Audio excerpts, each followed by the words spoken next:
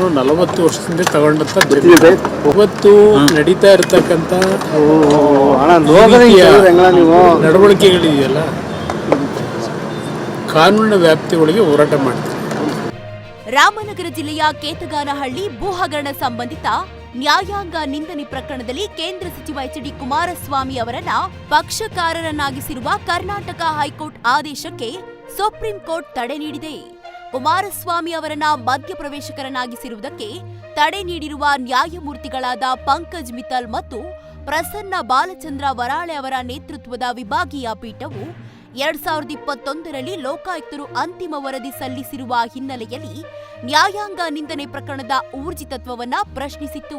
ನ್ಯಾಯಾಂಗ ನಿಂದನೆ ಪ್ರಕರಣದಲ್ಲಿ ಹೈಕೋರ್ಟ್ ಮಧ್ಯಪ್ರವೇಶ ಮಾಡಲು ಅನುಮತಿಸಿದ್ದನ್ನ ಪ್ರಶ್ನಿಸಿ ಸಲ್ಲಿಸಿದ್ದ ಮೇಲ್ಮನವಿಯ ವಿಚಾರಣೆ ನಡೆಸಿದ ಪೀಠವು ಹೈಕೋರ್ಟ್ ಮಧ್ಯಪ್ರವೇಶದ ಆದೇಶಕ್ಕೆ ತಡೆ ನೀಡಿ ಪ್ರತಿವಾದಿಗಳಿಗೆ ನೋಟಿಸ್ ಜಾರಿ ಮಾಡಿತ್ತು. ಕುಮಾರಸ್ವಾಮಿ ಪರವಾಗಿ ಹಿರಿಯ ವಕೀಲ ಸಿ.ಆರ್.ಎಂ. ಸುಂದರಂ, ಸಮಾಜ ಪರಿವರ್ತನಾ ಸಮುದಾಯದ ಪರವಾಗಿ ವಕೀಲ ಪ್ರಶಾಂತ್ ಭೂಷಣ್ ವಾದಿಸಿದ್ರು. ರಾಮನಗರ ಜಿಲ್ಲೆಯ ಬಿಡದಿ ಹೋಬಳಿಯ ಕೇತಗಾನಹಳ್ಳಿಯಲ್ಲಿನ ಸರ್ವೆ ನಂಬರ್ 7, 8, 9, 10, 16, 17 ಮತ್ತು 79ರ ಸರ್ಕಾರಿ ಭೂಮಿ ಒತ್ತುವರಿಯಾಗಿದೆ ಎಂದು ಮಾಜಿ ಸಂಸದ ಜಿ. ಮಾದೇಗೌಡ ಅವರು 2011ರಲ್ಲಿ ಲೋಕಾಯುಕ್ತಕ್ಕೆ ದೂರು ನೀಡಿದ್ರು. ಒತ್ತುವರಿಗೆ ಒಳಗಾಗಿರುವ ಜಾಗವು ಸುಮಾರು 200 ಎಕರೆ ವ್ಯಾಪ್ತಿಯದ್ದಾಗಿದ್ದು, ಇದರಲ್ಲಿ 110 ಎಕರೆ ಗೋಮಾಳ ಪ್ರದೇಶ ಸೇರಿರುವುದು ವಿವಾದದ ಕೇಂದ್ರ ಬಿಂದು. ಈ ಸಂಬಂಧ ತನಿಖೆ ನಡೆಸುವಂತೆ 5/8/2014ರಂದು ಲೋಕಾಯುಕ್ತವು ರಾಜ್ಯ ಸರ್ಕಾರಕ್ಕೆ ಆದೇಶಿಸಿ ಅಕ್ರಮ ಒತ್ತುವರಿ ತೆರವು ಮಾಡುವಂತೆ ಆದೇಶಿಸಿತ್ತು. ಇದನ್ನ ಆಧರಿಸಿ ಸರ್ಕಾರೇತರ ಸಂಸ್ಥೆ ಸಮಾಜ ಪರಿವರ್ತನಾ ಸಮುದಾಯವು ಹೈಕೋರ್ಟ್ನಲ್ಲಿ ಸಾರ್ವಜನಿಕ ಹಿತಾಸಕ್ತಿ ಅರ್ಜಿ ಸಲ್ಲಿಸಿತ್ತು.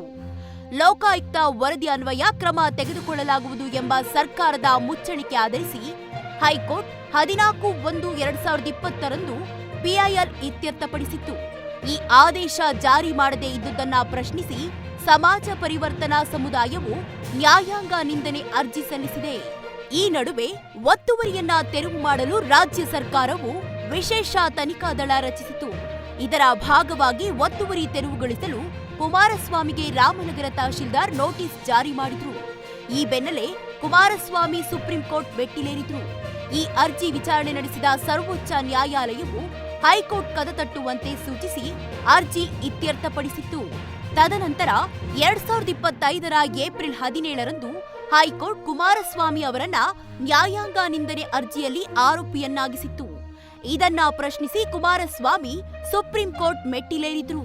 ರಾಮನಗರ ಜಿಲ್ಲೆಯಲ್ಲಿ ಮಾಜಿ ಮುಖ್ಯಮಂತ್ರಿ ಎಚ್.ಡಿ. ಕುಮಾರಸ್ವಾಮಿ ಮತ್ತು ಅವರ ಸಂಬಂಧಿಗಳು ಸರ್ಕಾರಿ ಭೂಮಿ ಒತ್ತುವರಿ ಮಾಡಿದ್ದಾರೆಂದು ಆಕ್ಷೇಪಿಸಿ ಸಮಾಜ ಪರಿವರ್ತನಾ ಸಮುದಾಯ ಸಲ್ಲಿಸಿದ್ದ ಅರ್ಜಿಯ ಸಂಬಂಧ ಕರ್ನಾಟಕ ಲೋಕಾಯುಕ್ತ ವರದಿ ಅನುಸಾರ ಕ್ರಮ ಕೈಗೊಳ್ಳುವಂತೆ ಹೈಕೋರ್ಟ್ 2020ರಲ್ಲಿ ಆದೇಶಿಸಿತ್ತು. ಆ ಆದೇಶವನ್ನ ಜಾರಿಗೊಳಿಸಿಲ್ಲವೆಂದು ಸಮಾಜ ಪರಿವರ್ತನಾ ಸಮುದಾಯವು ರಾಜ್ಯ ಸರ್ಕಾರದ ವಿರುದ್ಧ ನ್ಯಾಯಾಂಗ ನಿಂದನೆಯ ಅರ್ಜಿ ಸಲ್ಲಿಸಿದೆ.